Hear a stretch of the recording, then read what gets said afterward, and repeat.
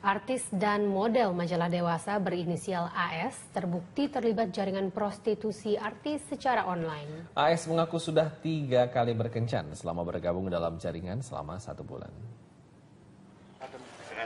Pengakuan AS didapatkan polisi setelah memeriksa perempuan yang berprofesi sebagai model itu sejak Kamis dini hari lalu. Saat ditangkap, AS dalam kondisi mabuk dan baru bisa diminta keterangan setelah sadar pada Kamis malam. Polrestabes Surabaya sampai saat ini baru menetapkan AS sebagai tersangka kasus prostitusi online dan juga kasus penyalahgunaan narkoba. Polisi masih menunggu hasil uji dari laboratorium.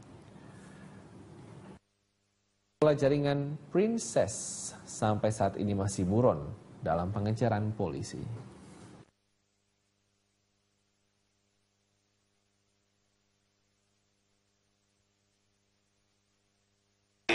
Periksa sudah di BAP karena ini kita periksa sebagai saksi, tidak perlu pendampingan kuasa hukum. Walaupun juga sebagai saksi kita tawarkan, namun yang bersangkutan cukup berdiri sendiri juga. Memang benar dia adalah korban dalam kegiatan trafficking ini, dan kita lagi menyelidiki siapa yang menjadi GM-nya. Ya, jadi karena ini prostitusi secara online ya, jadi melalui BBM Messenger.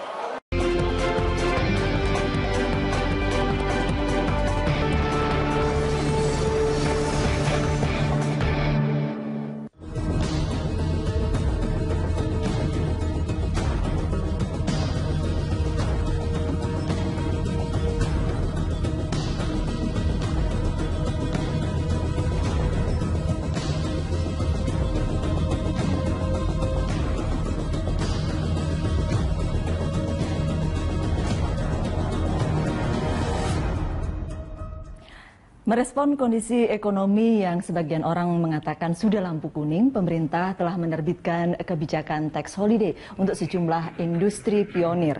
Tujuannya antara lain mendorong investasi dari dalam negeri maupun dari luar negeri agar ekonomi bergerak lagi. Lesunya perekonomian membuat khawatir banyak pihak. Tidak terkecuali kalangan buruh yang baru saja kemudian menggelar demonstrasi pada 1 September lalu. Kalangan buruh khawatir atas kemungkinan terjadinya PHK besar-besaran.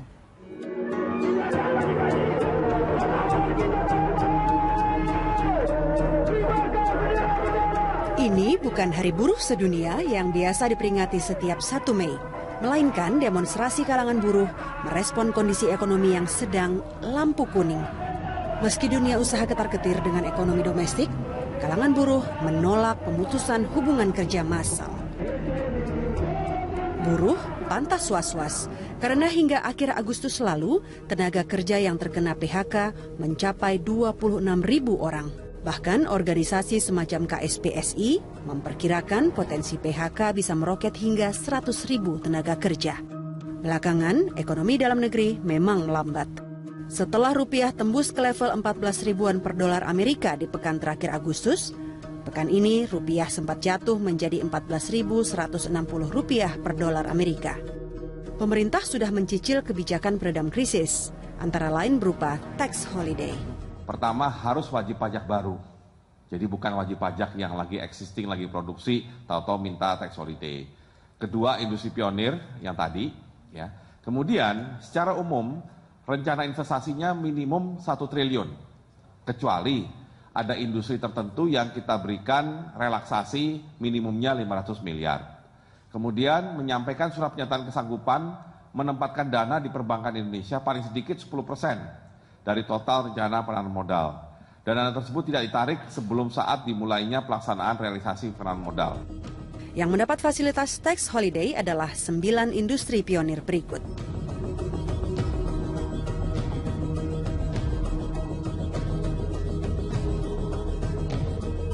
Apalagi belait ekonomi yang perlu diterbitkan pemerintah untuk meredam krisis. Ya, pemirsa, di studio kami kini sudah hadir Haris Munandar, Kepala Badan Penelitian dan Pengembangan Industri Kementerian Perindustrian. Lalu ada juga Ibu Nita Yudi, Ketua Umum Ikatan Wanita Pengusaha Indonesia atau IWAPI. Dan juga ada Pak Firmansyah, ekonom yang juga Rektor Universitas Paramadina, juga Karania Dharma Saputra, pendiri dan CEO dari Bareksa.com. Bapak-bapak dan Ibu, terima kasih sudah hadir di The Headlines. Was-was dunia usaha, begitu judul kita hari ini. Was-was tidak, Bu Nita? Was-was sekali. Kenapa? Dengan kondisi ekonomi yang mungkin tadi sudah dikatakan sedikit, kalau kita bilang sedikit melambat ya, pertumbuhan ekonomi yang melambat, tentu ini menjadi was-was juga buat kita. Tetapi ya terus terang di semua anggota IWAPI, di mana kita mempunyai anggota lebih dari 30.000, 85% ini masih mikro dan kecil. Jadi was-wasnya bagaimana? Jadi was-wasnya kemudian sedikit dikhawatirkan.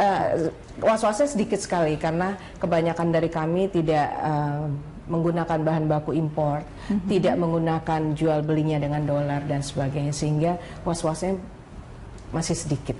Jadi tidak terlalu khawatir. Tidak, sebenarnya Pak Firmansyah. Insya Allah. Enggak terlalu khawatir, ini baru sekali ini soalnya ya. Selain Bu Nita, pengusaha yang datang ke sini selalu khawatir kami gitu. Iya, ekonomi Indonesia sekarang ini menghadapi dua tantangan sekaligus ya. Pertama, ketidakpastian perekonomian dunia, kapan The Fed akan menaikkan suku bunga dan berapa persen kenaikan suku bunganya. Karena ini imbasnya juga akan ke BI rate kita. Skenario yang muncul adalah The Fed akan naik dan BI rate juga akan menyesuaikan. Kalau BI rate naik tentunya ekonomi kita juga akan lebih melambat lagi. Kemudian juga penurunan kinerja ekonomi di Tiongkok ini juga sangat berdampak pada perekonomian kita, baik dari sisi ekspor, kemudian ada devaluasi yuan dan sebagainya. Kalau misalnya The Fed naikin suku bunga, apakah dunia akan menjadi lebih baik? Kita masih belum. Kalau orang bilang ini sudah lampu kuning buat Indonesia?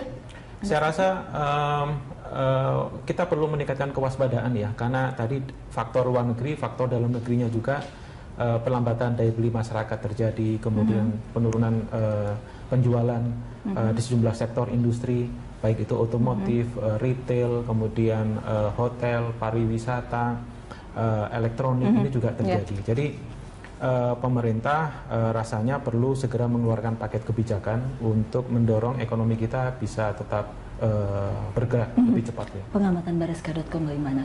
Memang kan paket kebijakan itu sudah mau dijalankan, gitu kan? Ya kalau was-was saya kira tadi di depan kami sempat bicara sebentar, mungkin sebelumnya ini agak was-was, tapi saya kira kalau sekarang saya lihat beberapa minggu belakangan kita melihat ada beberapa gejala yang saya kira sangat menjanjikan untuk mulai ada perbaikan ke depan. Itu apa?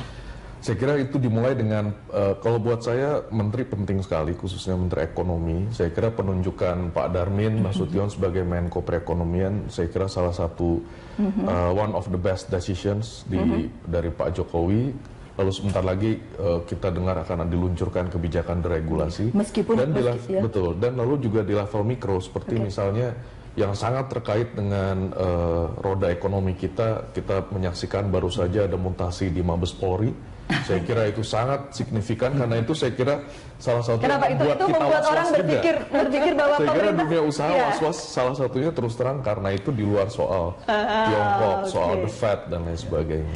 Iya, karena orang berpikir oke, pemerintah sudah melakukan sesuatu dan berharap akan berhasil, begitu kan? Berhasil akan membawa kita lebih baik, Pak. Tapi kalau di data Bapak ada berapa yang sudah kalau kita tadi bicara sempat ya tax holiday gitu misalnya, salah satu insentif yang kemudian diberikan oleh pemerintah, berapa sudah yang menikmati ini? Sebenarnya sejak pertama kali diluncurkan ini tidak hanya tax holiday ya? Ini pengurangan gitu ya, pengurangan ini sampai kemudian 100% gitu ya? Sampai 100%. Pertama kali dikeluarkan itu di 2011, Agustus, 15 Agustus 2011 dengan PMK 130. Kemudian dikeluarkan lagi karena begitu habis ya, dan supaya tidak ada kevakuman keluarlah PMK 192 2014. Kemudian di 2015 keluarlah PMK 159. Jadi sejak dari 2011 sampai dengan keluarnya PMK baru, ini baru 4 yang mendapatkan fasilitas tax holiday. Tadinya tadinya saya membayangkan itu akan banyak gitu. Ternyata tidak, Pak Firmansyah. Iya, memang secara teoritis tax holiday ini short term ya, dan juga untuk industri yang pioneer. Kemudian juga kebijakan tax holiday tidak bisa stand alone, artinya harus dilengkapi dengan kebijakan-kebijakan lain. Sejumlah penelitian IMF pernah mempublikasikan tahun 2009 penelitian di 40 negara, baik itu di Afrika, kemudian di Amerika Latin, kemudian di Karibian, kemudian ada penelitian susulan juga di 20 negara di Eropa dan juga di Afrika Tengah, menunjukkan bahwa tax holiday saja itu tidak akan mampu mendorong pertumbuhan ekonomi dan industri. Kira-kira mesti disertai apa kalau itu? Iya, saya rasa perbaikan tata kelola dan administrasi perpajakan itu menjadi hal yang penting. Kemudian kemudahan untuk izin investasi. Kalau khusus Indonesia, pengadaan lahan untuk kepentingan umum. Kemudian juga hambatan-hambatan yang selama ini menjadi pemicu high cost ekonomi, infrastruktur harus terus kita bangun. Praktis tidak benar-benar tidak bisa berdiri sendiri begitu ya Mas Karana ya, harus kebijakan yang holistik gitulah ya. Dan sekarang tampaknya Anda lihat belum sampai ke sana?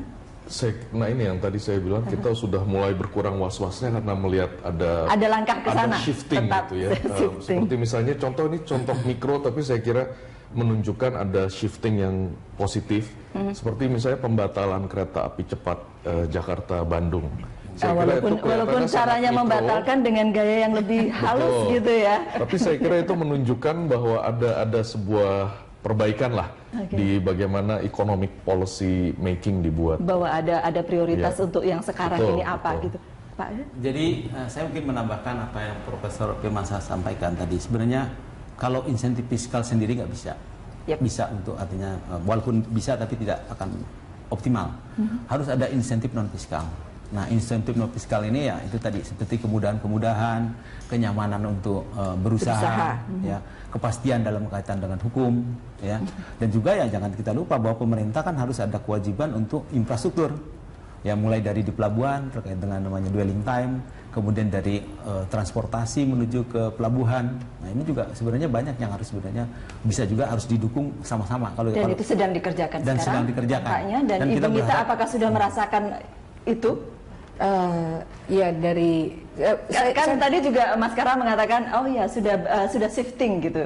Iya, kami juga merasakan contohnya sama dengan Bapak bahwa tadi pagi membaca berita masalah kereta cepat itu ditiadakan. Artinya pemerintah sudah mulai peduli. Dan satu lagi bahwa Kementerian Koperasi UKM sesuai dengan jeritan para pengusaha UKM ya, khususnya IWAPI, HIPMI, Kadin, bahwa kami menginginkan adanya KUR itu diturunkan. Insya Allah sesuai harapan kami dari 2 digit menjadi 1 digit. Ini artinya, ini artinya sudah ada perbaikan dari pemerintah untuk pro kepada pengusaha. Penyerapannya Anda lihat gimana? Penyerapan memang kemarin masih kecil. Oleh sebab itu kami teriak bahwa ini harus 1 digit karena di Thailand bunga kredit itu hanya 2,2 khusus untuk perempuan pengusaha.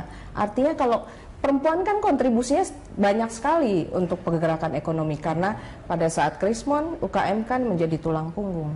Oleh sebab itu yang tadi saya katakan kenapa saya kurang was-was, IWAPI kurang was-was karena kemarin waktu Rakerda IWAPI DKI kami mengadakan tanya jawab dengan para pengusaha bagaimana mereka mayoritas UMKM dan mereka menjual restoran gitu ya, buka restoran, dan hari gini dia bilang saya menambah profitnya tambah dan bahkan mereka mau buka lagi outlet di luar daerah.